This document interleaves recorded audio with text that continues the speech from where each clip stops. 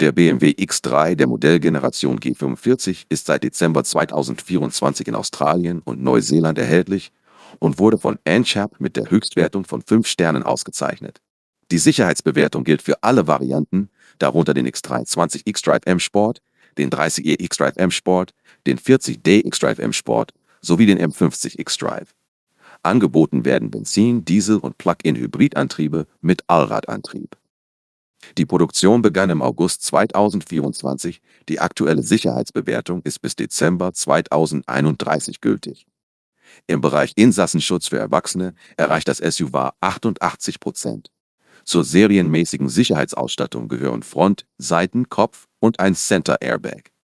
Im Frontalaufprall blieb die Fahrgastzelle stabil, während der Seitenaufprallschutz insgesamt gute Ergebnisse erzielte. Auch der Schutz bei einem Heckaufprall sowie Maßnahmen zur Rettung und Bergung nach einem Unfall wurden positiv bewertet.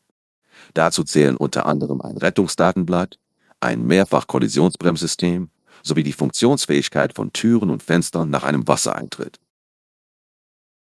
Beim Kinderschutz erreicht der X3 86%. Isofix-Befestigungen an den äußeren Rücksitzen sowie Top-Tether-Verankerungen auf allen Rücksitzen gehören zur Serienausstattung. Die Installation verschiedener Kindersitze wurde mit guten Ergebnissen bewertet. Allerdings ist kein System zur Erkennung vergessener Kinder im Fahrzeug vorhanden. Für den Schutz ungeschützter Verkehrsteilnehmer vergibt NCAP 77%. Die aktive Motorhaube verbessert den Fußgängerschutz bei einer Kollision.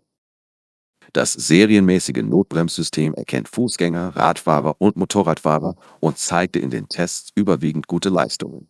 Ergänzt wird dies durch eine Warnfunktion beim Öffnen der Türen, wenn sich ein Radfahrer von hinten nähert. Die Sicherheitsassistenzsysteme erzielen 81%.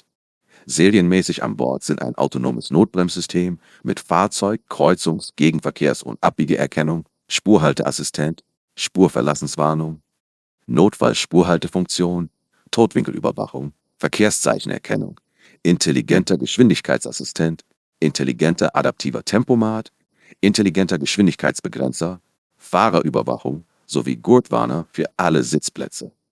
In den NCAP-Tests überzeugten die Systeme mit einer insgesamt guten Leistung und konnten zahlreiche Kollisionen vermeiden oder deren Folgen deutlich reduzieren.